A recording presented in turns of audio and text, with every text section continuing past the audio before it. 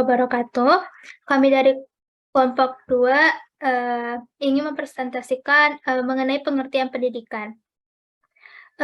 Sebelum itu, saya akan memperkenalkan anggota kelompok 2, yaitu yang pertama ada Clarinta Alfani dengan NIM 2101069. Yang kedua ada Muhammad Dafa dengan NIM 2107336. Yang ketiga ada Rani Kairia dengan NIM 2110111. Yang keempat ada Ratu Zahrin dengan NIM 2104565. Dan Taskia Alia dengan NIM 2107261. Untuk tidak memperpanjang waktu, saya akan mempersilahkan kepada pemateri pertama, yaitu adalah Clarinta. Kepada Clarinta kami persilahkan.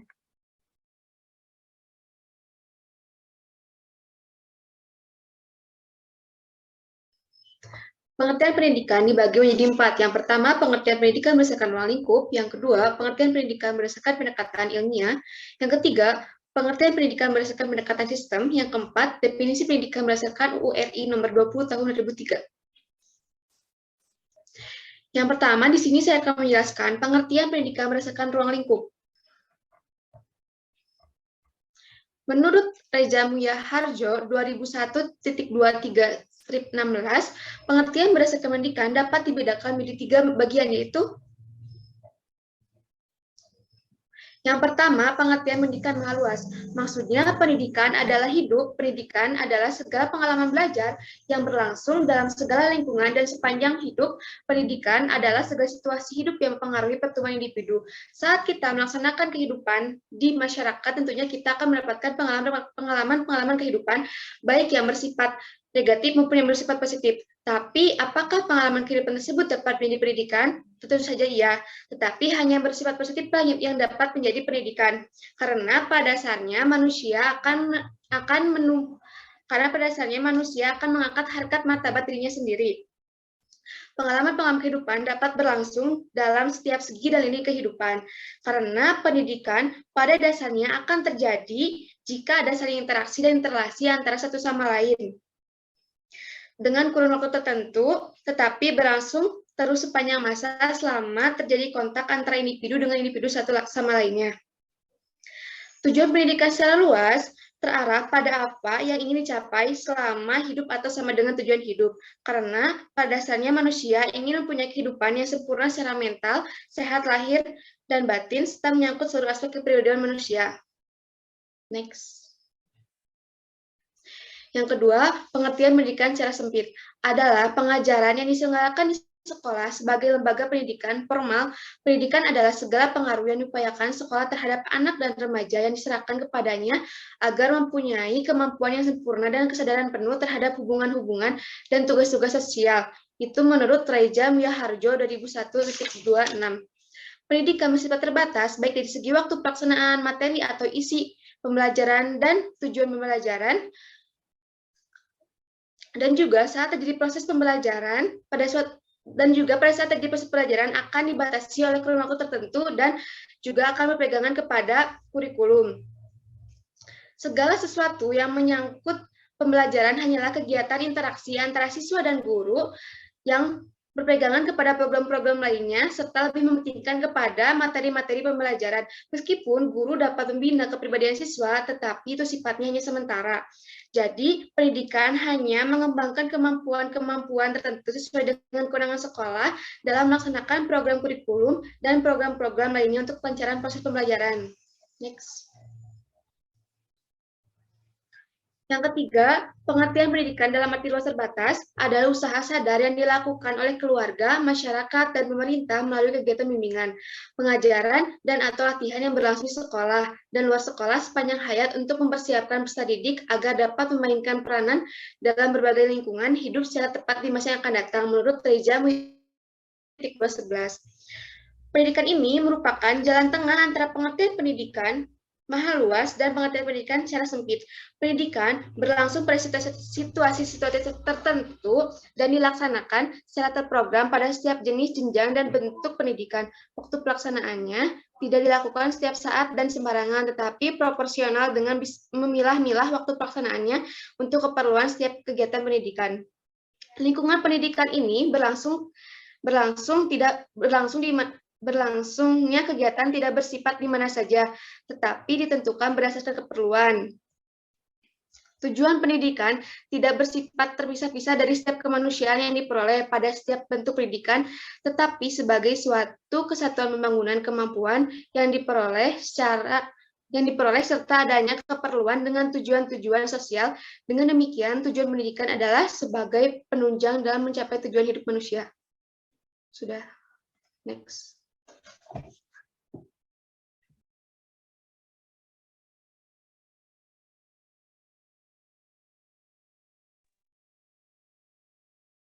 Oke, yang selanjutnya itu ada pengertian pendidikan berdasarkan pendekatan ilmiah. Berbicara tentang pendidikan berdasarkan pendekatan ilmiah, maka kita terlebih dahulu perlu berbicara tentang pendekatan ilmiah dalam pendidikan. Next.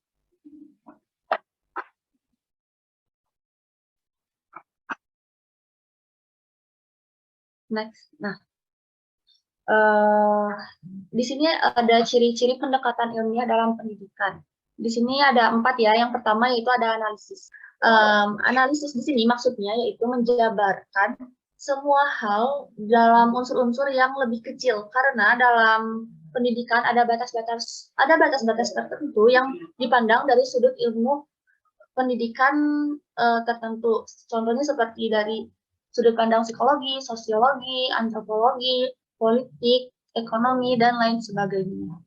Lalu yang kedua ada deskriptif. Di sini maksudnya yaitu menggambarkan secara terinci tentang unsur-unsur kependidikan yang menjadi objek penyelidikannya. Yang ketiga ada empiris, yaitu mengungkap prinsip-prinsip pendidikan berdasarkan peristiwa-peristiwa yang terjadi dalam pendidikan dengan menggunakan prosedur kerja yang cermat, terencana, dan berdasarkan pikiran yang logis. Lalu yang terakhir ada mulai dengan suatu asumsi. Maksudnya yaitu pendapat yang diakui kebenarannya tanpa pembuktian.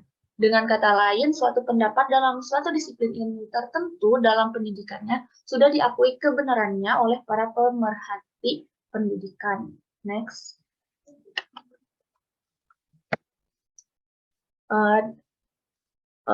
Menurut Henderson, ada 2 pendekatan dalam pendidikan, yaitu yang pertama philosophy of education atau pendekatan filsafat yang digunakan dalam pendidikan, lalu yang kedua ada science of education atau pendekatan ilmiah yang digunakan dalam pendidikan. Nah, di sini saya akan sedikit menjelaskan lebih dalam tentang science of education. Pendekatan ilmiah dalam pendidikan lebih diarahkan pada pendidikan sebagai empiris atau belajar dari masa lalu, yaitu artinya didasarkan pada peristiwa-peristiwa yang sifatnya praktis di lapangan dan didasarkan apa adanya. Cara-cara yang dilakukan didasarkan pada pendekatan kuantitatif melalui pengamatan, eksperimen, verifikasi perhitungan, dan analisis secara cermat, terencana, dan penuh tanggung jawab. Pengertian pendidikan berdasarkan pendekatan ilmiah artinya berdasarkan pada kajian setiap karakteristik keilmuan dari setiap disiplin ilmu yang dipersembahkan terhadap pendidikan. Next. Di sini ada beberapa disiplin ilmu yang merupakan kajian dalam pendidikan. Pada bahasan ini kami akan menjelaskan 5 disiplin ilmu dalam pendidikan. Yang pertama ada dari psikologi, ada dari sosiologi, ada dari antropologi, ada dari politik, dan ada dari ekonomi. Oke, next. Yang pertama ini dari psikologi terlebih dahulu. Next. Nah, menurut Robert Session Woodward dan Donald George Marquis, mereka mengartikan atau mendefinisikan psikologi adalah ilmu yang mempelajari aktivitas individu sejak masih dalam kandungan sampai meninggal dunia dalam hubungannya dengan alam sekitar. Next. Lalu, Reja Mudiaharjo mengungkapkan kembali definisi yang telah disampaikan oleh Woodward dan Marquis tersebut. Rejem Murjaharjo mengatakan bahwa psikologi adalah studi tentang kegiatan-kegiatan atau tingkah laku individu dalam keseluruhan ruang hidupnya. Dari dalam kandungan sampai balita, dari masa kanak-kanak sampai masa dewasa, serta masa tua. Pengertian tersebut menunjukkan bahwa individu merupakan titik sentral dalam melaksanakan aktivitas hidupnya, dalam mencapai tingkat kematangan dari setiap tugas perkembangannya. Next. Di sini ada beberapa karakteristik individu sebagai bahan kajian dalam pendidikan yang disampaikan oleh Callahan dan Clark. Yang pertama yaitu ada unik, yang kedua itu ada banyak kesamaan, yang ketiga ada mempunyai berbagai diri, yang keempat sebuah organisasi total, yang kelima mempunyai kesiapan bertindak. Next. Yang keenam mempunyai tugas perkembangan, mempunyai berbagai kebutuhan, mempunyai kecenderungan umum dalam bertingkah laku, mempunyai tujuan khusus, dan yang terakhir yaitu merupakan motivator untuk dirinya sendiri. Next. Di sini terdapat dua gambar. Yang pertama yaitu gambar seorang guru yang sedang melakukan proses kegiatan pembelajaran, dan di sebelah kanannya yaitu ada gambar siswa yang sedang mengerjakan tugas atau latihan-latihan yang dimaksudkan untuk tugas penunjang. Nah, dari kegiatan yang dilakukan oleh kedua gambar tersebut, diharapkan siswa memiliki 3 aspek. Yang pertama itu aspek kognitif, aspek afektif, dan aspek psikomotor. Aspek kognitif merupakan aspek yang berkaitan dengan nalar atau proses berpikir, yaitu kemampuan dan aktivitas otak untuk mengembangkan kemampuan yang rasional. Nah, di sini diharapkan siswa tersebut itu memiliki aspek kognitif yang nantinya akan dijadikan sebagai bekal dalam melakukan kemampuan berpikir. Lalu yang kedua ada aspek afektif. Aspek afektif merupakan sikap yang berkaitan dengan perasaan atau aspek-aspek emosional, semangat, nilai, minat, dan sebagainya. Contoh dari sikap afektif ini yaitu adanya perasaan suka terhadap sesuatu atau contohnya lagi menyukai kebudayaan tertentu. Itu. Di sini diharapkan siswa dapat menerapkan aspek afektif ini di kehidupan sehari-harinya dengan penuh tanggung jawab. Yang ketiga ada aspek psikomotor. Aspek psikomotor ini jika dikaitkan dengan pendidikan yaitu adalah hasil belajar yang akan tampak dalam bentuk keterampilan dan kemampuan individu dalam melakukan sesuatu yang bersifat nyata. Nah, di sini yaitu untuk melakukan kegiatan motorik dalam suatu perbuatan. Next. Nah, setelah kita bahas pandangan dari psikologi tersebut, di sini kita lebih di sini.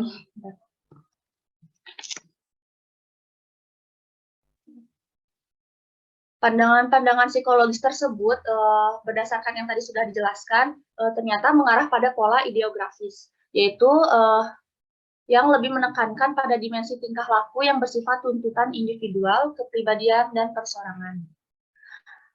Jika didefinisikan kembali, apa itu pendidikan, apa itu pengertian pendidikan? Pendidikan adalah personalisasi peranan atau personalization of role atau suatu proses pengembangan individu dengan maksimal. Next. Yang kedua yaitu ada pandangan menurut sosiologi. Next. Menurut Selo Sumarjan, sosiologi adalah ilmu yang mempelajari struktur sosial dan proses-proses sosial, termasuk perubahan-perubahan sosial. Pendidikan pada intinya merupakan hubungan atau interaksi dan interrelasi antara manusia dengan manusia. Karena tanpa adanya interrelasi antar manusia, pendidikan tidak akan terjadi. Next.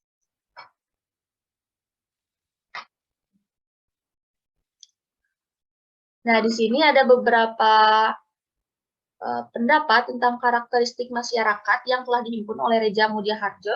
Di antaranya yaitu yang pertama ada pengalaman kita dengan orang lain di sekitar kita. Yang kedua ada tingkah laku kelompok, hubungan di antara manusia, faktor-faktor yang termasuk dan terjadi di dalam hubungan manusia. Yang ketiga ada interaksi dan interrelasi manusia. Yang keempat ada sebuah sistem. Dan yang kelima itu ada sebuah kelompok dengan suatu budaya yang terorganisasi untuk memberikan kepuasan bagi kebutuhan dan kepentingan semua orang. Next. Nah, pandangan sosiologis ini ternyata mengarah pada pola kegiatan sosial yang bersifat pola nomotheis atau the nomothetic style. Nomotheis ini menekankan pada tuntutan-tuntutan atau institusi atau peranata-peranata sosial. Jika kita definisikan jika kita definisikan kata pendidikan dari pandangan sosiologis, yaitu pendidikan adalah proses sosialisasi individu, socialization of personality, dengan kata lain, proses menjadikan anggota masyarakat yang diharapkan. Selanjutnya, saya akan menjelaskan mengenai disiplin ilmu yang juga menopang terhadap pendidikan adalah antropologi, yaitu pengetahuan tentang manusia atau studi ras manusia. Cabang-cabang antropologi terbagi menjadi 3. Yang pertama, antropologi biologi atau fisik, antropologi sosial budaya, dan yang ketiga yaitu linguistik dan arkeologi. Tetapi yang berdekatan dengan pendidikan itu hanya biologi atau fisik dan sosial budaya. Antropologi biologi atau fisik merupakan yang mengungkapkan tentang ciri khas manusia. Menurut pandangan antropologi biologi atau fisik bahwa manusia adalah Homo sapiens atau makhluk yang diberkahi rasio. Atas dasar tersebut, maka yang menjadi kajian dalam pendidikan adalah bahwa manusia merupakan makhluk yang mempunyai keharusan dan kemungkinan pendidikan. Karena manusia lahir tanpa dibantu manusia tidak mungkin menjadi manusia yang sempurna. Maka dari itu, tidak akan terjadi interaksi dan interrelasi. Terjadinya pendidikan karena adanya hubungan sesama manusia untuk mengembangkan rasionya dan pertumbuhan fisiknya. Di sisi lain, antropologi budaya merupakan cabang antropologi yang mempelajari tingkah laku manusia. Yang salah satunya mempelajari segala sesuatu dalam bidang sosial atau sosial budaya. Nah, maka dari itu, kami semua ini selaku guru atau calon guru atau pendidik, ini yang telah mengenyam pendidikan baik yang formal maupun non-formal, dan juga pengalaman-pengalaman dalam kegiatan bermasyarakat, ini itu bisa menjadi modal dalam melaksanakan mengajar, dalam melaksanakan pengajaran dan fungsi-fungsi kehidupan. Modal yang diperoleh merupakan alih budaya dari generasi sebelumnya sebagai bahan bagi pengembangan dirinya. Jadi, makna yang terpenting dari kajian antropologi terhadap pendidikan adalah proses pemindahan budaya dari suatu generasi ke generasi berikutnya atau disebut enkulturasi. Selanjutnya, yaitu pendidikan dipandang dari sudut politik, mengarah pada ketatanegaraan dalam berbangsa dan bernegara. Menurut Broom dan Selznick pada tahun 1958, menyebutkan bahwa politik atau ilmu politik adalah studi tentang pemerintahan negara. Kita nih selaku manusia yang berada dalam suatu negara, yang hidup dalam suatu wilayah gitu, pasti tentunya harus mengikuti hukum atau ketentuan yang berlaku dalam suatu negara tersebut. Oleh karena itulah, maka setiap manusia hendaknya patuh dan taat pada suatu ketentuan yang dilaksanakan dalam peraturan politik. Nah, jadi sebenarnya tujuan dari pendidikan dalam bidang politik ini, kita selaku guru atau pendidik, hendak yang dilakukan adalah mengerti tentang pendidikan politik yang kiranya dapat disebarluaskan pada siswa atau peserta didik dalam upaya membangun bangsa atau nation and character building menuju masyarakat yang lebih maju. Dengan demikian, di dalam bidang pendidikan dalam ilmu politik ini bisa disebutkan sebagai sivilisasi atau proses menjadi warga negara yang diharapkan. Selanjutnya, pendidikan dipandang dari sudut ekonomi mengarah pada upaya-upaya mencapai kemakmuran manusia. Menurut Winardi pada tahun 1989 yang diungkapkan oleh Reza Mujaharjo mengatakan bahwa ekonomika atau ilmu ekonomi merupakan studi tentang upaya manusia memperoleh kemakmuran material.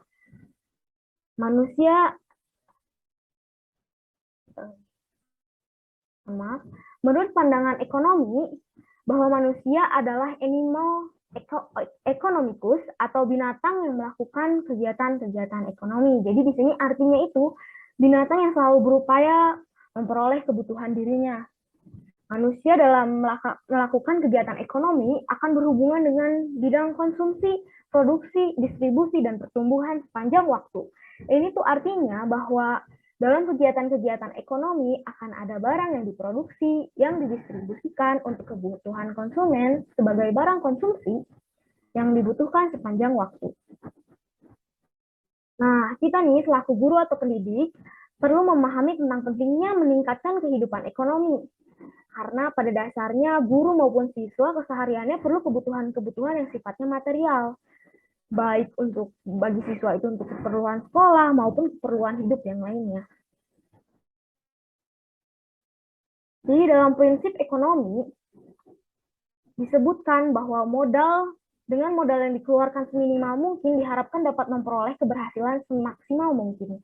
Makna ungkapan tersebut dalam pendidikan dapat diartikan sebagai human investment atau penanaman modal dalam sumber daya manusia ditinjau dari ekonomi makro, yang artinya bagaimanakah modal yang telah dikeluarkan oleh manusia dalam pendidikan itu diharapkan dapat diperoleh kembali modalnya plus keuntungannya. Sedangkan pendidikan ditinjau dari sudut mikroekonomi adalah profesionalisme, artinya bagaimanakah modal yang telah ditanamkan dalam pendidikan dapat diperoleh keuntungannya menjadi manusia yang profesional.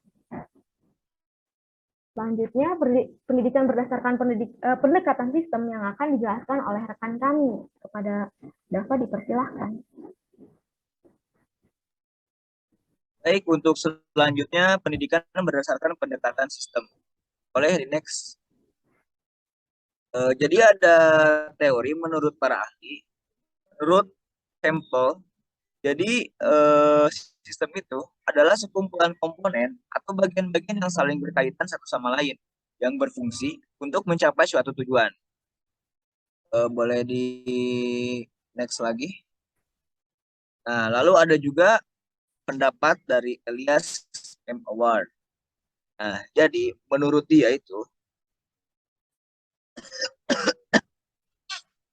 sistem itu yaitu sekumpulan komponen-komponen atau subsistem yang terorganisir satu sama lain sesuai dengan rencana untuk mencapai suatu tujuan. Boleh di slide kembali. Nah, menurut Umar Tirtaharja, jadi suatu kesatuan sistem itu suatu kesatuan yang integral dari sejumlah komponen yang dimana komponen tersebut saling berpengaruh dengan fungsinya masing-masing. Tapi secara fungsi, komponen-komponen itu terarah pada pencapaian suatu tujuan. Nah, dari ketiga pendapat para ahli, kita bisa mengambil intisarinya. Jadi makna yang terkandung dari tiga pengertian sistem yang dikemukakan oleh tiga ahli tersebut, yaitu yang pertama, adanya sekumpulan atau keseluruhan. Yang kedua, sekumpulan terdiri dari komponen-komponen atau bagian-bagian. Yang ketiga, komponen dan bagian-bagian merupakan kesatuan yang tidak dapat terpisahkan. Yang keempat, komponen-komponen atau bagian-bagian mempunyai hubungan satu sama lain atau secara bersama-sama. Yang kelima, setiap komponen mempunyai peranan dan fungsinya masing-masing. Yang keenam, yang terakhir itu adanya suatu tujuan. Boleh di next sebentar. Nah, selanjutnya ada karakteristik dari teori sistem menurut Reza Mudiaharjo. Jadi menurut Reza Mudiaharjo, karakteristik teori sistem itu Yaitu yang pertama, keseluruhan merupakan yang utama dan bagian-bagian merupakan hal yang kedua. Kedua, adanya kesatuan-kesatuan dari setiap bagian-bagian. Bagian-bagian membentuk keseluruhan yang ada pada masyarakat. Yang keempat, setiap bagian-bagian memainkan peranannya. Yang kelima, sifat bagian dan fungsinya diatur oleh keseluruhan dalam hubungan-hubungannya. Yang keenam, keseluruhan merupakan sebuah yang kompleks atau sebuah konfigurasi dari energi dan perilaku seperti sesuatu unsur tunggal yang tidak kompleks. Yang ketujuh, harus dimulai dari keseluruhan sebagai suatu dasar, bagian-bagian, dan hubungan-hubungan secara berangsur. Selanjutnya boleh lagi di... Nah, terus ada juga nih, menurut Philip H. Holmes, 12 komponen pokok sistem pendidikan. Yang pertama yaitu tujuan dan prioritas yang memiliki fungsinya untuk mengarahkan kegiatan sistem.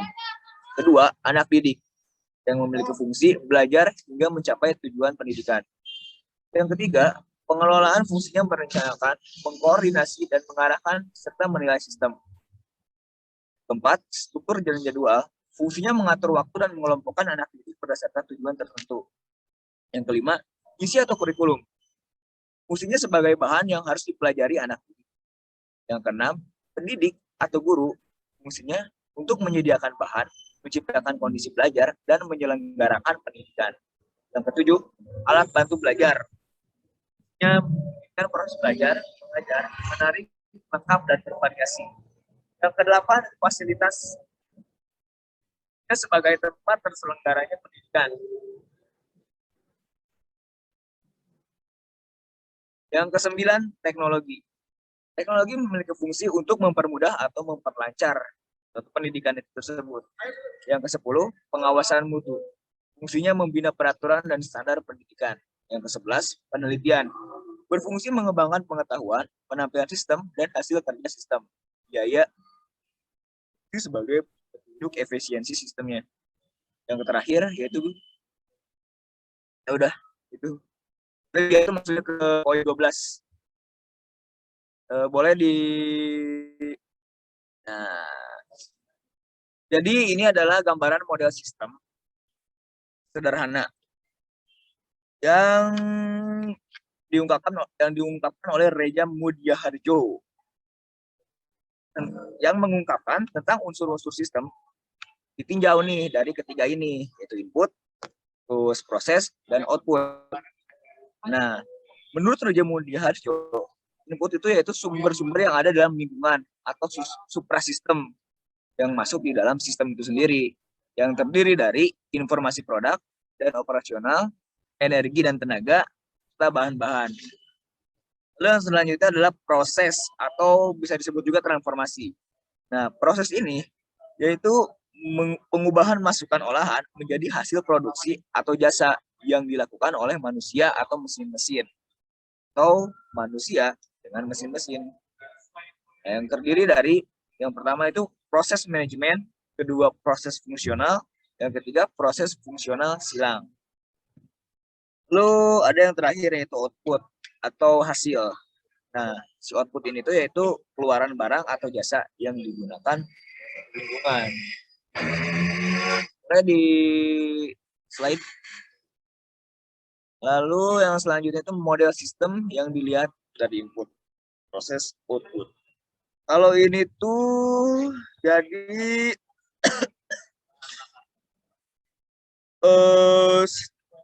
bentar. Boleh di slide lagi, ini untuk gambarannya, sedangkan penjelasannya ada di slide selanjutnya. Nah, jadi sistem dipandang dari sudut wujud yang diungkapkan oleh Tatang M. Amirin 1992. Yang pertama itu sistem fisik. Nah, arti dari sistem fisik ini sendiri yaitu merupakan sistem yang ada dengan sendirinya di muka bumi secara fisik. Seperti kita ambil contohnya mungkin tata surya. Lalu sistem biologi. Sistem biologi merupakan sistem makhluk hidup seperti kita manusia atau kucing, hewan atau tumbuhan, ya dan lain-lain lah. Yang terakhir yaitu sistem sosial. Tentu saja ini yaitu merupakan sistem dalam sekelompok manusia. Seperti misalkan saya punya ibu, punya ayah, berarti kan keluarga. Atau misalkan himpunan, itu kan perkumpulan tuh. Nah, itu masuknya ke sistem sosial. Boleh di slide. Nah, yang selanjutnya itu sistem dipandang dari sudut asal-usul yang diungkapkan juga oleh tentang Mirin. Nah, yang pertama itu adalah sistem alamiah. Sistem alamiah merupakan sistem benda-benda atau peristiwa-peristiwa alamiah, baik itu fisik maupun biologik. Yang terakhir yaitu sistem buatan manusia. Itu merupakan sistem yang dirancang, dilaksanakan, dan dikendalikan oleh manusia. Boleh di slide lagi. Yang ketiga yaitu sistem dipandang dari sudut hubungannya dengan lingkungan. Jadi ada sistem terbuka. Sistem terbuka ini merupakan sistem yang selalu menerima pengaruh dan masukan dari lingkungan. Sedangkan sistem yang tertutup itu merupakan sistem yang tidak berhubungan dengan lingkungannya. Nah, dari klasifikasi sistem tersebut, bila dikaitkan dengan pendidikan sebagai suatu sistem, jadi nampaknya akan berada pada sistem sosial, sistem terbuka, dan sistem buatan manusia. Karena sistem pendidikan itu selalu menyatu dengan kegiatan-kegiatan manusia. Karena pada dasarnya, pendidikan ini sendiri diarahkan pada kehidupan manusia itu sendiri. Yang selalu direkayasa oleh manusia. Selanjutnya boleh untuk ini bisa dijelaskan oleh Rani Syairia. Boleh, Rani? Oke. Pendidikan sebagai sistem diungkapkan oleh Reja Muharjo, yaitu ada masukan pendidikan atau input, ada transformasi, dan ada hasil. Next. Untuk masukan pendidikan, itu ada berupa informasi, energi atau tenaga, dan ada bahan-bahan. Informasi ini dibagi menjadi dua, yaitu ada informasi produk, di mana ini adalah informasi mengenai peserta didik. Yang kedua adalah informasi operasional, yaitu contohnya seperti informasi mengenai penduduk, barang yang digunakan dalam pendidikan, pengetahuan, atau ilmu. Yang kedua ada energi atau tenaga. Ini contohnya seperti tenaga pendidikan atau guru, penduduk yang terlibat dalam sistem pendidikan. Dan yang terakhir yaitu ada bahan-bahan, di mana ini merupakan sumber bukan manusia yang terlibat dalam sistem pendidikan, yaitu berupa barang produksi seperti buku pelajaran dan penghasilan nasional yang disediakan untuk pendidikan seperti BOS dan SPP. Next. Kemudian ada transformasi. Nah, transformasi ini terdiri dari komponen dan bentuk. Nah, kalau untuk komponennya itu adalah terdiri dari tujuan pendidikan, organisasi pendidikan, masa pendidikan, program isi pendidikan, prasarana pendidikan, sarana dan teknologi pendidikan, biaya pendidikan, tenaga pendidikan, dan peserta didik. Kalau untuk bentuknya itu ada dua. Yang pertama ada administratif atau manajerial, di mana ini berupa proses pengelolaan pendidikan nasional oleh pemerintah. Dan yang kedua ada operasional atau teknis pendidikan, di mana berupa proses pengelolaan pendidikan oleh sekolah dan luar sekolah. Next.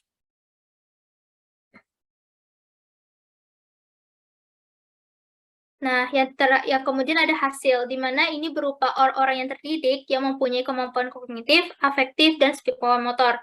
Di mana orang terdidik ini berperan sebagai seseorang yang mau mengembangkan kemampuannya atau yang dinamakan dengan terus belajar. Kemudian yang kedua menjadi anggota keluarga, warga negara, masyarakat yang baik. Dan yang terakhir menjadi hamba Tuhan yang baik. Jadi pendidikan dapat disimpulkan bahwa pendidikan merupakan keseluruhan yang terintegrasi dari setiap aspek pendidikan, mulai dari input yang diproses atau ditransformasi oleh komponen pendidikan yang berhubungan satu sama lain yang sesuai dengan fungsinya masing-masing dan berjalan seirama dalam mencapai tujuan pendidikan. Kemudian next. Definisi pendidikan berdasarkan Undang-Undang Republik Indonesia Nomor 20 Tahun 2003. Di mana dalam undang-undang ini menjelaskan mengenai sistem pendidikan nasional. Nah, dalam undang-undang ini menegaskan bahwa pendidikan merupakan usaha sadar dan berencana untuk mewujudkan suasana belajar dan proses pembelajaran agar peserta didik secara aktif mengembangkan potensi dirinya untuk memiliki kekuatan spiritual keagamaan, pengendalian diri, kepribadian, kecerdasan, akhlak mulia, dan keterampilan yang diperlukan dirinya, masyarakat, dan bangsa.